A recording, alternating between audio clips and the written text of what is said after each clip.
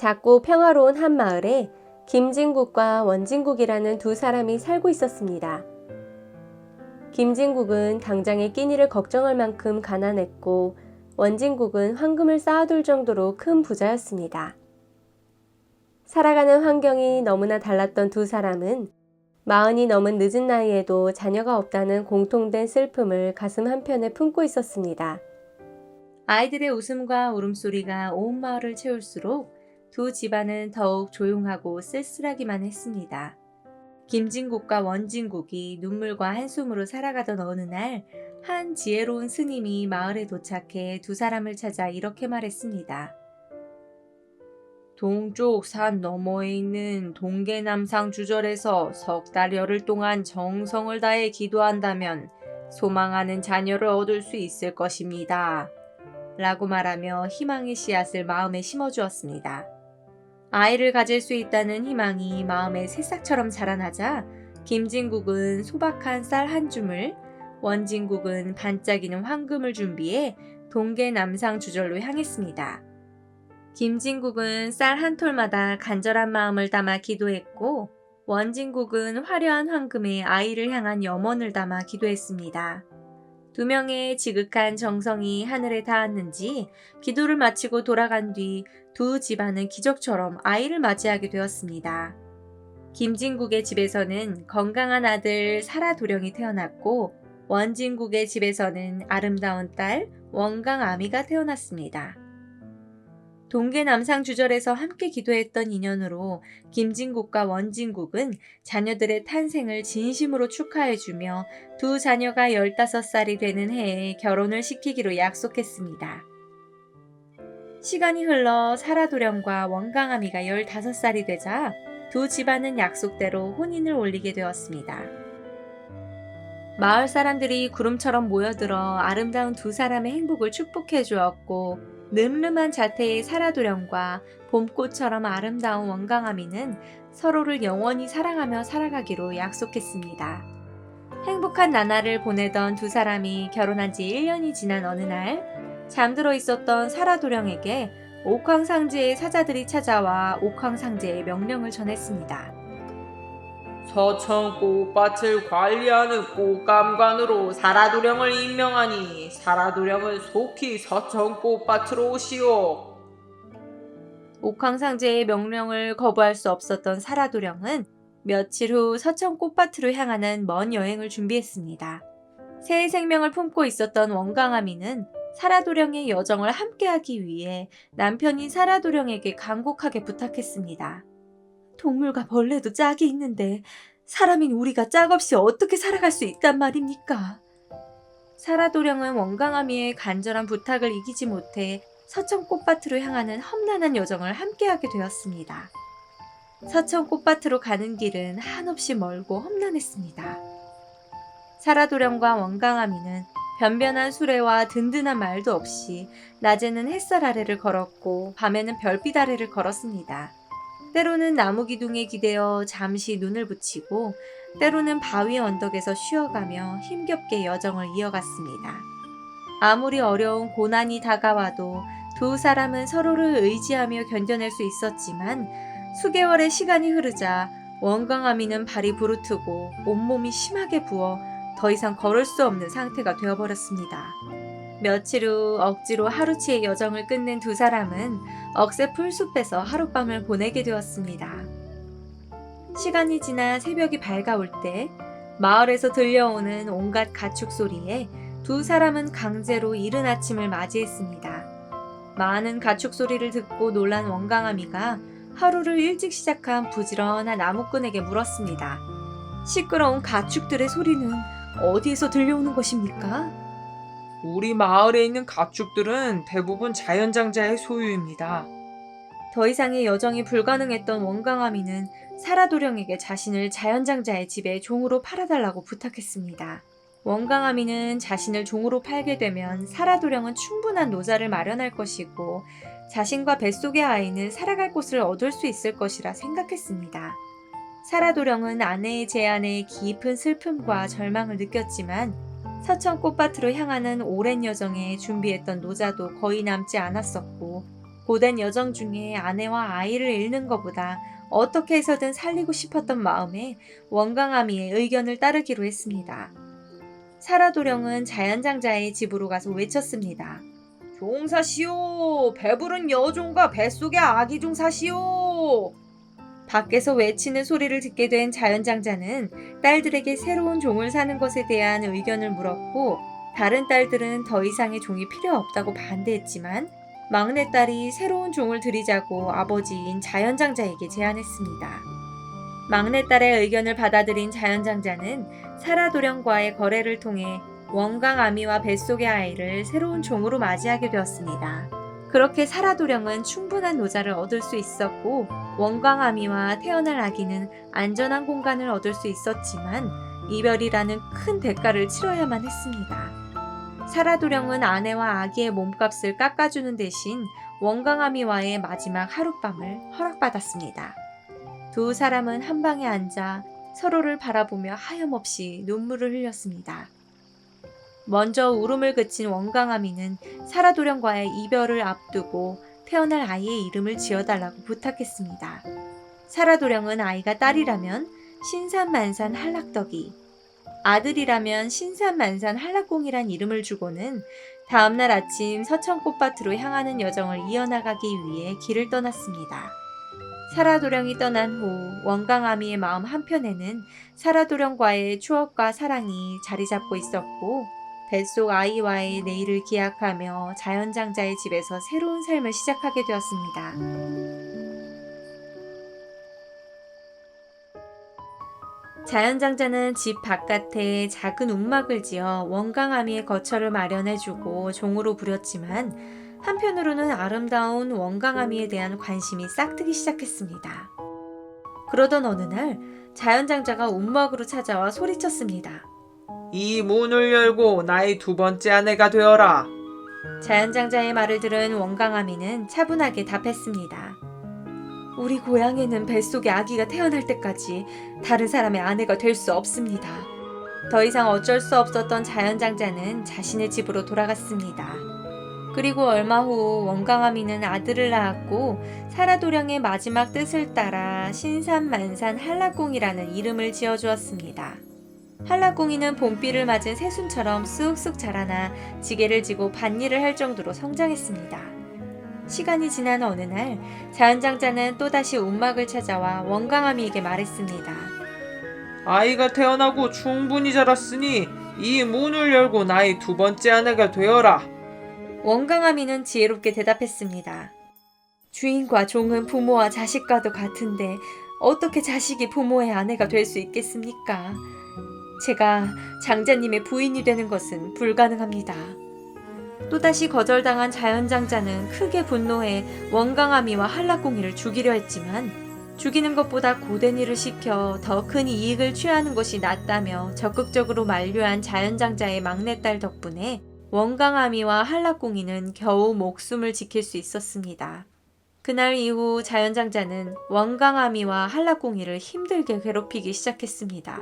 한락공이에게는 하루에 나무 50바리와 50동의 새끼를 명령했고, 원강아미에게는 물명주 5동과 광명주 5동을 요구했습니다. 도저히 하루에 끝낼 수 없는 분량이었지만 강제로 꽃감관이 된 사라도령에 대한 옥황상제의 보답인지 하늘의 도움을 받아 두 사람은 모든 일을 손쉽게 해낼 수 있었습니다.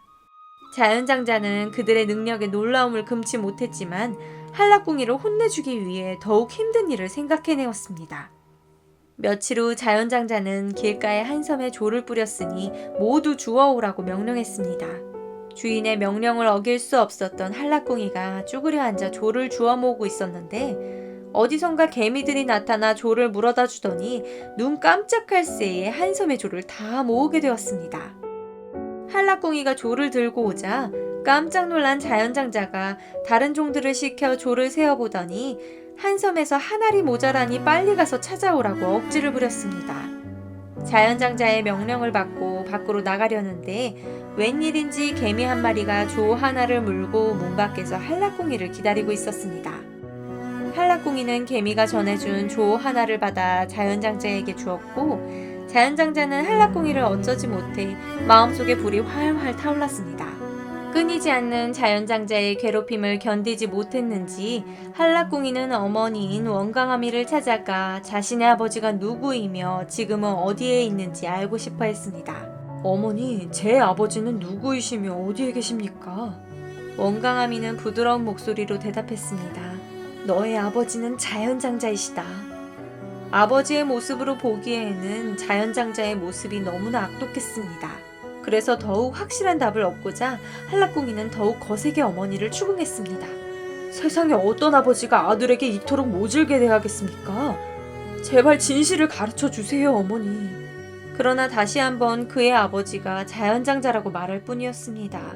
어머니의 답변에 실망한 한라꽁이는 다른 방법으로 진실을 알아내기로 결심했습니다. 좋은 방법을 생각해낸 한라꽁이는 어머니에게 콩 한 대를 볶아달라고 부탁했습니다. 원강아미는 아들의 부탁을 기꺼이 받아들여 마을에서 콩을 얻어와 솥에 넣어 볶아주었습니다. 한라꽁이는 콩을 젓던 주걱을 빼앗아 부숴버리고 자신의 손으로 뜨거운 콩을 볶으며 어머니에게 말했습니다. 아버지도 모르는 자식의 고통이 타들어가는 이 손과 같으니 부디 가르쳐주세요. 제 아버지는 누구이시며 어디에 계십니까? 타들어가는 아들의 손을 본 원강아미는 한라꽁이의 간곡한 부탁을 들어주기로 결심했습니다. 이제 그만 손을 꺼내거라. 아버지에 대해 알려주마. 한라꽁이가 손을 꺼내자 원강아미는 이렇게 말했습니다. 내 아버지의 이름은 사라도령이시다. 그리고 지금은 천상의 서천꽃밭을 지키는 꽃감관으로 계신단다. 아버지에 대해 바른대로 가르쳐준 원강아미는 한라꽁이에게 증표받은 명주실 한 꾸러미와 얼레빗 한 짝을 건네주었습니다.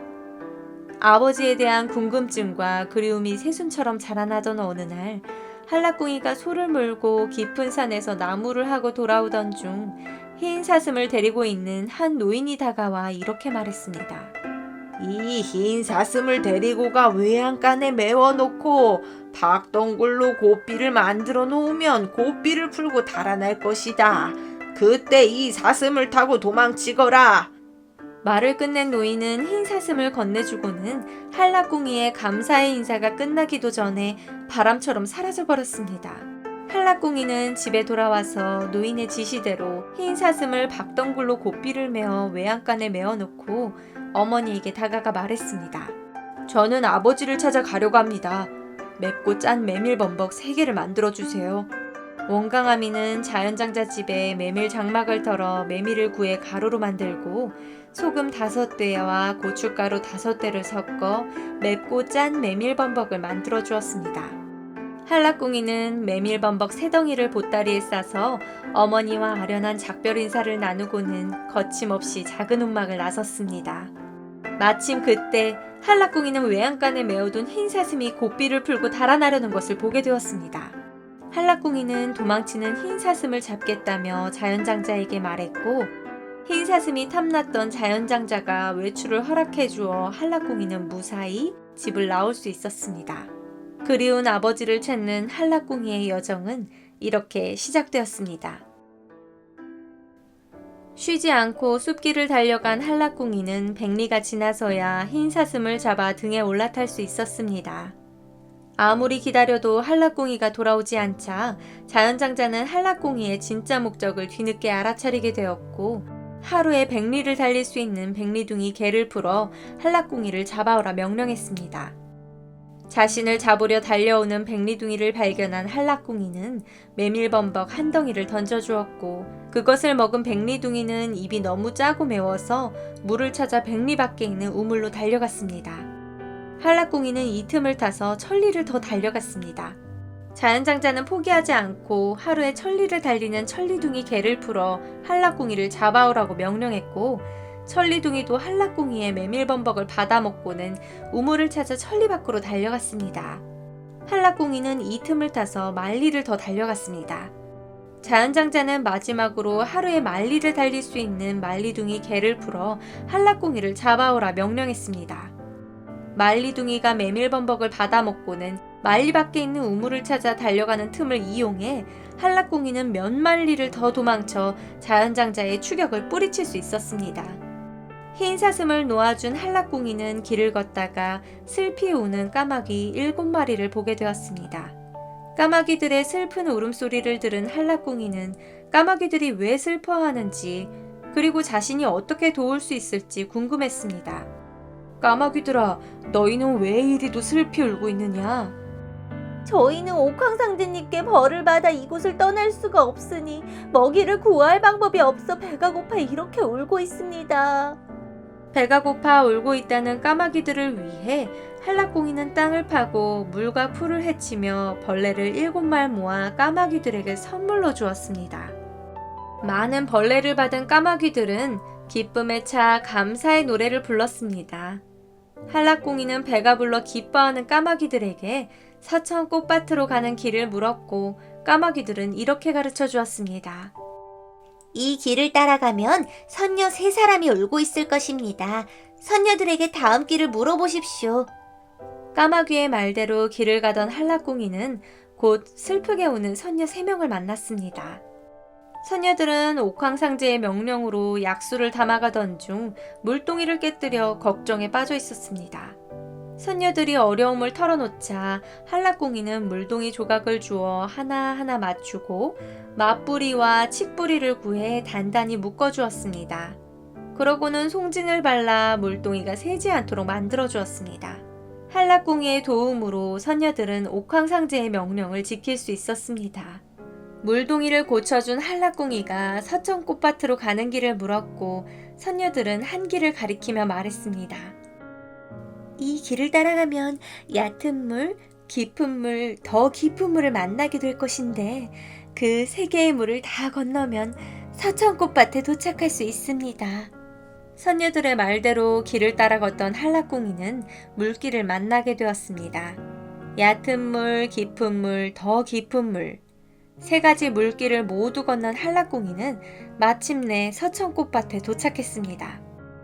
그곳엔 온 세상의 모든 꽃이 피어 있었고 아름다운 향기가 가득하여 한라꿍이의 마음을 황홀하게 만들었습니다. 한라꿍이는 서천 꽃밭의 경이로움 속에서 마음 한편에 혼자 남겨진 어머니를 향한 깊은 그리움을 안고 있었습니다. 어머니가 함께 이 꽃밭을 봤더라면 얼마나 좋았을까. 한라꿍이는 꽃밭 가운데 연못을 지키고 있는 아름드리 수양버드 나무 위로 올라가 주변을 살피기 시작했습니다. 꽃감관인 아버지를 부르기 위한 방법으로 한라꿍이는 연못에 자신의 피 한 방울을 떨어뜨려 물을 흐려지게 했습니다. 신들이 사는 세계에서 인간의 피는 부정하기 때문에 부정한 피가 섞여버린 신성한 연못의 물이 빠르게 말라버렸고 이를 본 선녀들은 깜짝 놀라 꽃감관 사라도령에게 달려가 이 상황을 보고했습니다.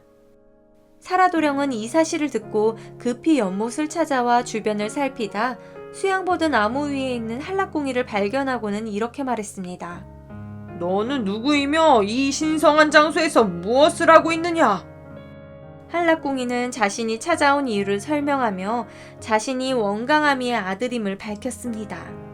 사라도령은 한라꿍이에게 원강아미에 대해 물었고 한라꿍이는 어머니와 함께 있었던 지난날에 대해 들려주었습니다.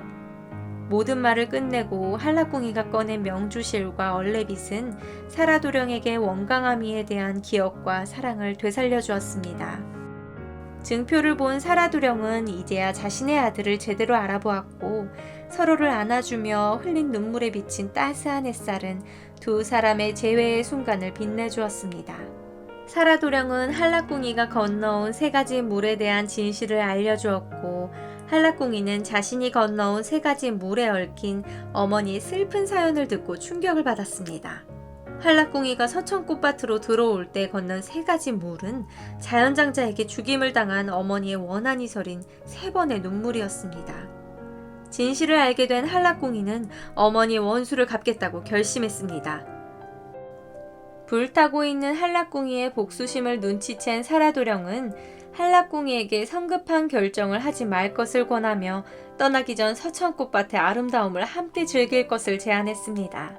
아름다운 서천꽃밭에서 아버지와 아들은 서로의 마음을 나누며 꽃의 아름다움 속에서 잠시나마 작은 평화를 느꼈습니다.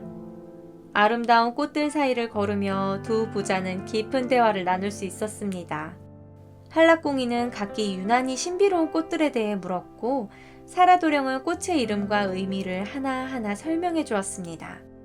이 꽃은 무슨 꽃입니까? 그것은 죽은 사람의 뼈를 살리는 뼈사리 꽃이다. 이 꽃은 가장 깊은 슬픔과 절망 속에서도 새로운 희망을 피워내는 힘이 있단다. 이 꽃은 무슨 꽃입니까? 그것은 죽은 사람의 살을 살리는 살살이 꽃이다. 이 꽃은 상처받은 마음을 치유하고 몸과 마음에 따스한 생명력을 불어넣어 준단다. 이 꽃은 무슨 꽃입니까? 그것은 죽은 사람 피를 살리는 피사리 꽃이다. 이 꽃은 열정과 사랑, 용기의 상징이란다. 가장 절박한 순간에도 희망의 불씨를 지펴주지. 이 꽃은 무슨 꽃입니까? 그것은 죽은 사람의 숨을 살리는 숨살이 꽃이다. 이 꽃은 숨이 멎어가는 생명에 새로운 숨결을 불어넣고 절망 속에서도 희망을 찾게 해주지. 한라꽁이가 마지막으로 물었습니다. 아버지, 이 신비로운 꽃은 무슨 꽃입니까? 그것은 죽은 사람 혼을 살리는 혼살이 꽃이다. 이 꽃은 순수하고 고귀한 영혼을 상징하며 죽음조차 이겨낼 수 있는 숭고한 힘을 지니고 있단다. 한라꽁이는 환생꽃들을 하나씩 조심스럽게 따서 품에 간직했습니다.